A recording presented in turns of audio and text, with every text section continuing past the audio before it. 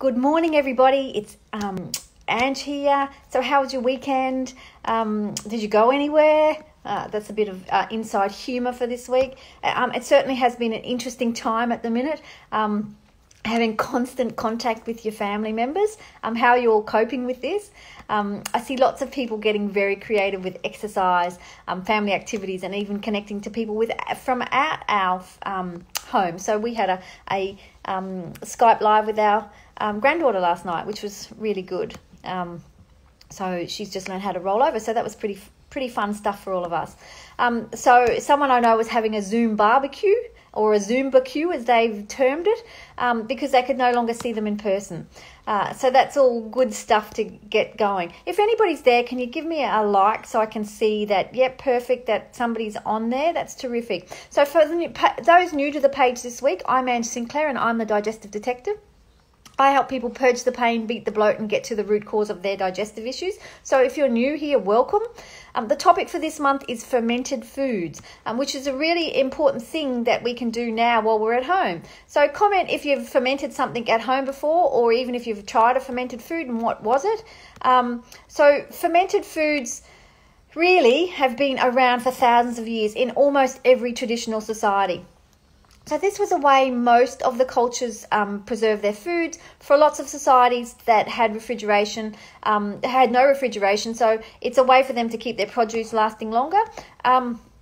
Now, fermented foods happen via a process called lactofermentation. So when you add fruit, veggies, beans, or grains to a vessel that can't get oxygen into it, that's essentially fermenting. So the bacteria eats, on all fruit and veg, there's lactobacillus on the outside, and it's on everything pretty much. So it turns, the bacteria eat that lactobacillus and turn all the sugars and starches into lactic acid, essentially. So the longer it ferments, it turns the lactic acid into acetic acid, depending on how long you ferment it. So that's why you can end up with a delicious fermented product that can be slightly acidic or slightly tangy. Depends how long you leave it. So you literally can ferment anything that's fresh. So you do have to give some consideration to the foods itself though. So fruit needs less time to ferment because they're generally high in sugar. Also, if the water content's high, so things like squash or cucumber and stuff, they don't need to ferment as long. In fact, if they stay fermenting for a long time, they get a bit squishy and a bit so you need to make sure that you pop in things that are higher in tannins, because that stops them from getting squishy. The thing that's popping into my mind is grape leaves. They're really high in tannins. So that's why you see when you buy them already fermented, they can have lots of different fancy things in them.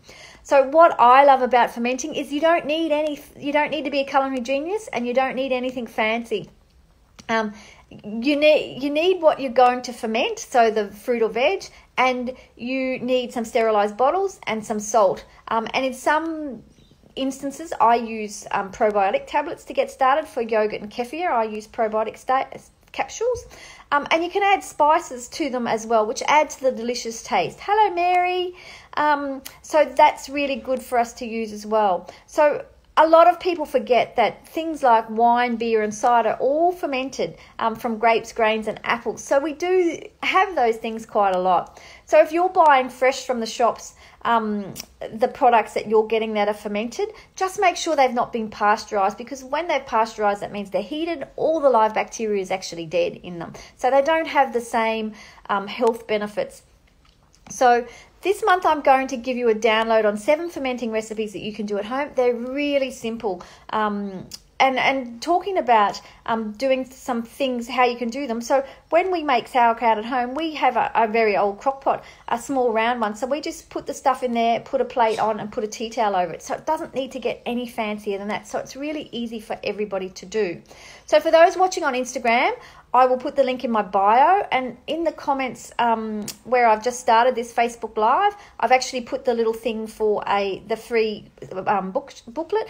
In the group this week, if you're in my Facebook group, Love Your Guts, thank you, Mary, I'll be demonstrating a recipe from the download this week. So come over and join me. So if you're not a member, it's Digestive Detective at Love Your Guts. And I'll see you tomorrow for Testimonial Tuesday. So that's at 9:30 Sydney time. Have a fantastic day, everybody. Again, don't go anywhere. I'll see you soon. Bye.